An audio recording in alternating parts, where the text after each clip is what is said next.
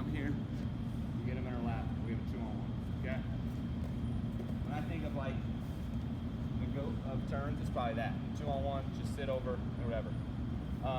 But as you start to get better at turns, as people start to recognize that you're better on top, they don't want that to happen. So say I get 2-on-1 on Jimmy, what's he gonna do probably? He's not gonna allow me to use the turn. He's gonna belly down. He's gonna keep his hips strong. He's gonna make it hard for me, right? Nobody wants to sit up in their base with someone with a 2-on-1. I mean, I can turn it with one hand here. A 1-on-1, so that would be called. So what we're gonna do is we're gonna do a series from 2-on-1 when someone's flat right now.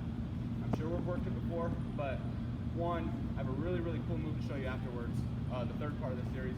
And two, I think a lot of people teach it wrong. I'm not saying mine's perfect, but a lot of people teach it wrong in a sense that we don't use our full bodies to turn somebody like we should. So I'm gonna kind of give you my spiel on it. Start, we get our 2-on-1, partner's gonna go flat. All right, the easiest one is a roll through tilt. The most common one, the one you guys probably heard the most, a roll through tilt. When someone's up in their base, we tuck our elbow as deep as we can, we put our head underneath and we roll. Simple, they basically turn themselves with it. Bottom, clearly I can't put my head underneath, I can't fit all the way under there and roll, so I gotta kind of force that. I'm gonna get my 2-on-1. The most important part of all these turns is gonna be my elbow, okay? If I keep my elbow all the way up here on his butt and I try to go turn, no way I'm gonna get this.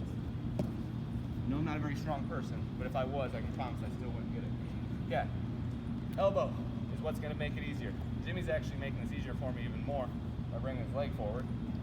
So if I was wrestling him, I would tuck my elbow underneath and I'd be ready to go. For this instance, I'm gonna have him go completely flat, so I wanna show you how we get our elbow in. There's two ways to do it. I can either A, counter turn, drive forward, open his hip up, and turn. Drive forward, get his hips up, and now that I see that there, I'm gonna throw my elbow in. He's obviously gonna hit down really quickly, but I still have my elbow in.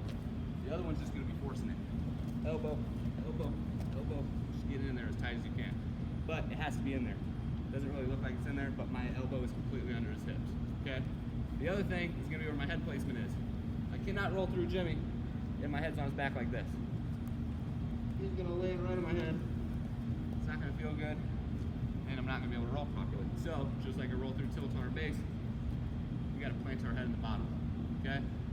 The other part of this, step number 3, running our feet. A lot of people are really used to going like this, which is cool. I like how it looks, just like a one leg swing. And I actually tried that exact move, just like this, in the national finals my senior year, and it worked, okay? So, had I have listened to my coaches, ran my feet all the way around, I could have won by even more, okay? So, I'm gonna tuck my head, I'm gonna run my feet all the way around. It's also gonna allow me to run my hips underneath his hips. If I go here, and he rolls, and I don't catch my hips underneath, I'm not gonna get it. Freestyle, cool, that's 2, whatever. That's not what we're going for, we're going for near fall. I get my 2-on-1, lifting, get my elbow underneath. I gotta get my hips underneath his hips to catch it. So I'm gonna run my feet, I'm gonna run them all the way under his hips. Run. Now I'm around my feet. Elevate bottom leg's planted in the ground. It's really in my hips. Okay? Really focus on that. Biggest thing's gonna be the elbow. And also the part we struggle with the most. So, you gotta get here, drive forward, get that elbow underneath. Okay, you're also gonna struggle with the hand placement a little bit. A lot of you guys are gonna wanna go like this. Look up. A lot of you guys are gonna go like this, which is totally fine. Any other day but today we're coming like this, okay? It's a lot better. He's gonna go flat. And a lot of you are gonna say, how do I get my elbow underneath when I'm holding onto his arm? If you watch when I hit this move, my hand is actually like up here on Jimmy. Okay? It's all the way up in his armpit. My pointer finger is actually like touching his armpit. So when I lift, you guys see that over there? Just rotate. When I lift, look how far up my hand is.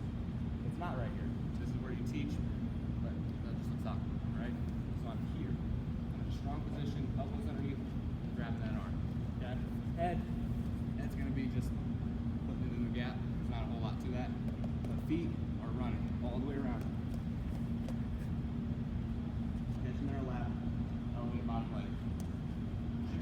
exact same finish as our reinforced bar, part number 2 of the murder series. We drove him forward, we got him in our lap. That's exactly how it should look. Okay, one more time. I'm gonna chop, he's gonna go flat. Now he's gonna make it difficult on me. I gotta try. Lift it up, get my elbow underneath, okay? Here he can even fight. He can keep his hips down as hard as he wants. It's not gonna matter. If I'm running my feet all the way around and my elbow is underneath his hips, no one's gonna be able to stop that.